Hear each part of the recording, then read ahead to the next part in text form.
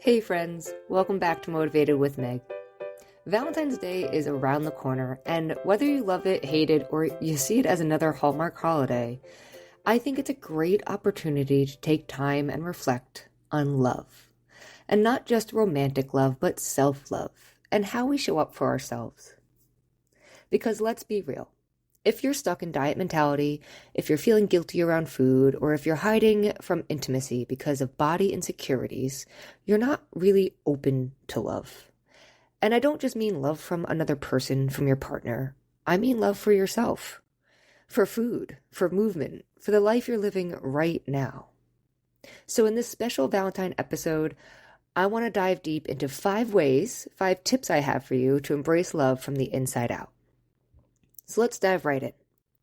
Tip number 1 to embracing love from the inside out this Valentine is to ditch the guilt and savor the moment when it comes to food. So the thing with Valentine's Day is that it often comes with fancy dinners, desserts, and chocolate. Lots and lots of chocolate for most people. And there's nothing wrong with this.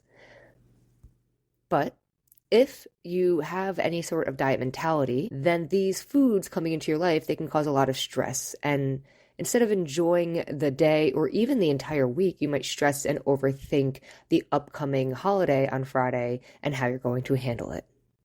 There might be an inner critic that chimes in with thoughts like, I shouldn't eat this, or I'll make up for it tomorrow. And instead of worrying and having these guilt trips, I would like to remind you that food is meant to be enjoyed. If you've ever felt guilty about eating something you love, I want to remind you that your worth is not measured by what you eat. Studies actually show that when we eat with guilt, we enjoy food less and are more likely to overeat later on. And that's why we want to flip the script from guilt to self-care and love.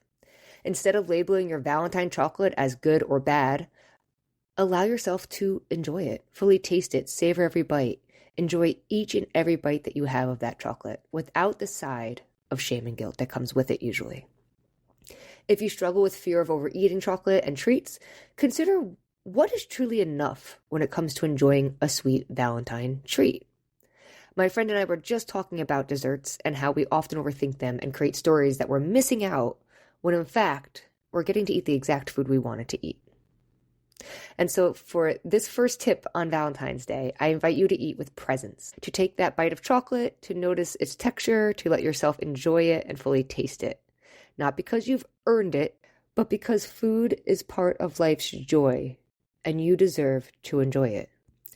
Tip number 2 to embracing love from the inside out during Valentine this week is to allow yourself to enjoy self-love beyond body image. Self-love is not just bubble baths and nutrition. It's also about the way we talk to ourselves, the way we treat ourselves, and the standards we set for ourselves, and how we let other people treat us. Many of us have spent years waiting to love ourselves until we've reached a certain weight, looked a certain way, or fixed something about ourselves. But real self-love isn't conditional. It's about showing up for yourself right now in this present moment exactly as you are. And let's be real.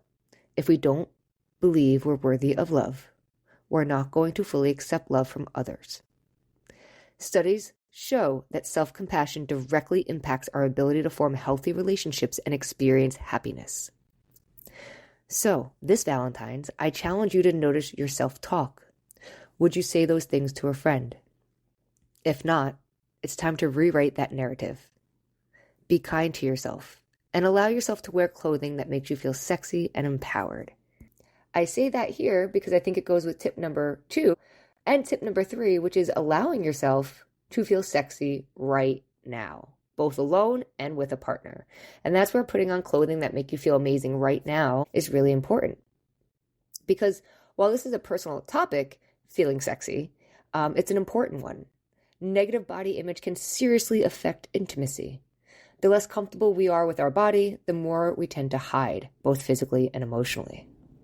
You may avoid certain sexual positions, you might keep the lights off, you might even push your partner away, not because you don't want a connection, but because you're stuck in your head, often projecting your own body insecurity onto your partner, assuming they are thinking the same things about you. And here's something I wish I had realized earlier in life. Sexy is not a body size. It's a state of mind. Research shows that self-perception plays a bigger role in sexual satisfaction than actual body shape or size. If we're constantly focused on how we look rather than how we feel, we're missing out on intimacy, pleasure, and connection.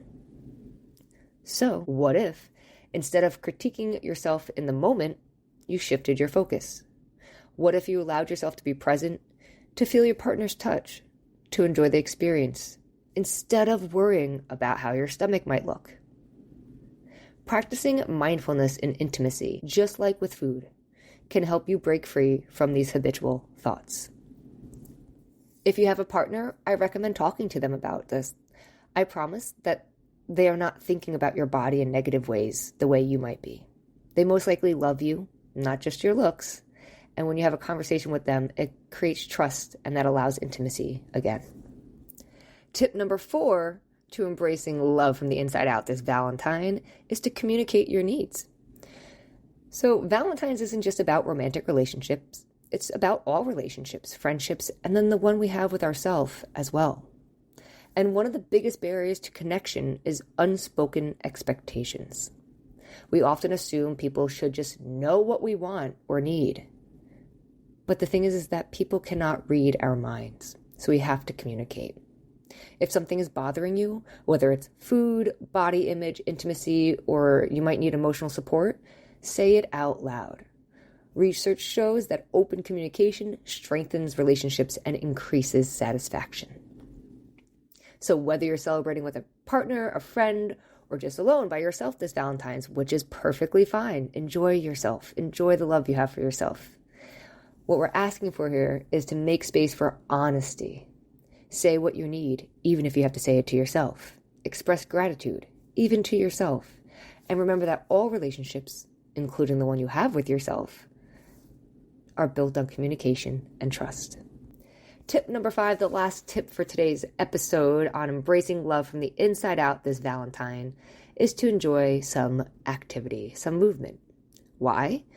Well, I believe that movement is an act of love and does not have to be associated with punishment.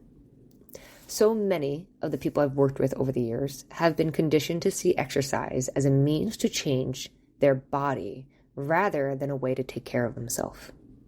Consider that movement is an act of self-love. It's a way to connect with your body, release stress, and feel alive. When we move our bodies, we also release endorphins, our natural feel-good chemicals. These endorphins help boost our mood, reduce stress, and even ease pain. So instead of seeing movement as something we have to do, instead you can embrace it as a gift to yourself, a way to cultivate joy, improve your well-being, and feel more at home in your body.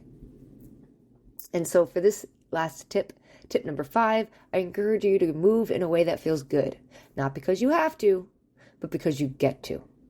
And that could be something as simple as a walk outside, or a dance party in your kitchen, or some gentle yoga. Whatever it is, do it from a place of appreciation for your body, not criticism of it. All right, my friends, that's what I have for you today. So this Valentine's Day, whether you're spending it with a partner or embracing some solo time, I hope you remember this. Love starts from within. I challenge you to ditch the food guilt, embrace your body, speak your needs, and move because it feels good. Your worth is not measured by a number on the scale or by what's on your plate. You deserve love, pleasure, and joy exactly as you are. If this episode resonated with you, share it with a friend who needs this reminder. And if you want to dive deeper, join the membership waitlist. We're all about experimenting with self-care from the inside out. Until next time, be kind and be yourself. Everyone else is already taken.